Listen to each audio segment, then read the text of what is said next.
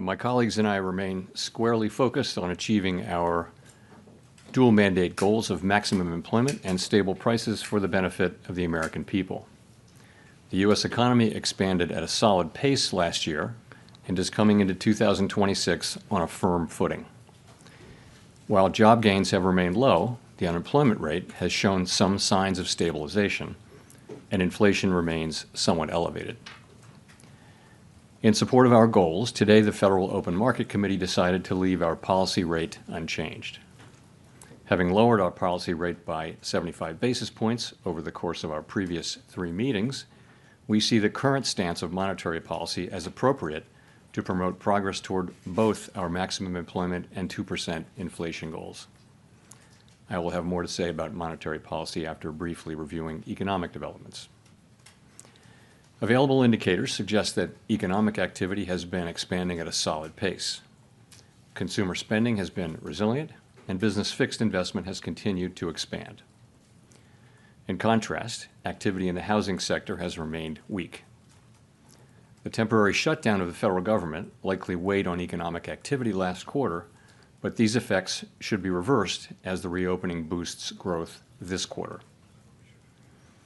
In the labor market, indicators suggest that conditions may be stabilizing after a period of gradual softening.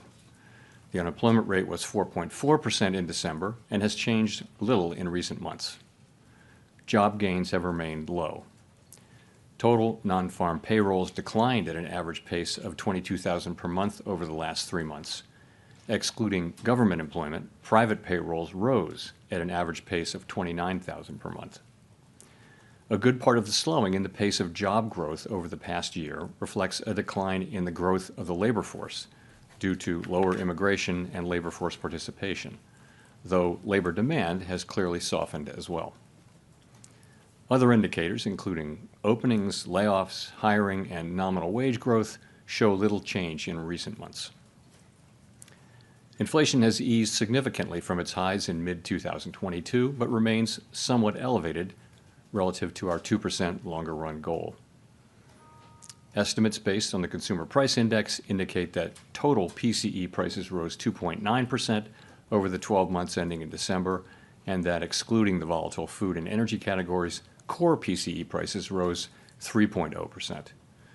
These elevated readings largely reflect inflation in the goods sector, which has been boosted by the effects of tariffs. In contrast, disinflation appears to be continuing in the services sector. Near-term measures of inflation expectations have declined from last year's peaks, as reflected in both market and survey-based measures. Most measures of longer-term expectations remain consistent with our 2% inflation goal. Our monetary policy actions are guided by our dual mandate to promote maximum employment and stable prices for the American people. At today's meeting, the committee decided to maintain the target range for the federal funds rate at 3.5% to 3.75%. Since last September, we have lowered our policy rate 75 basis points, or 0.75 of a percentage point, bringing it within a range of plausible estimates of neutral. This normalization of our policy stance should help stabilize the labor market while allowing inflation to resume its downward trend toward 2%, once the effects of tariff increases have passed through.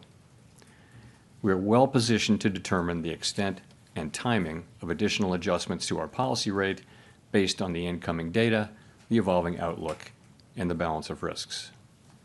Monetary policy is not on a preset course, and we will make our decisions on a meeting-by-meeting basis. To conclude, the Fed has been assigned 2 goals for monetary policy: maximum employment and stable prices. We remain committed to supporting maximum employment, bringing inflation sustainably to our 2% goal, and keeping longer-term inflation expectations well anchored. Our success in delivering on these goals matters to all Americans. We at the Fed will continue to do our jobs with objectivity, integrity, and a deep commitment to serve the American people. Thank you. If you like this video, then like, share, and subscribe to Mirror Now.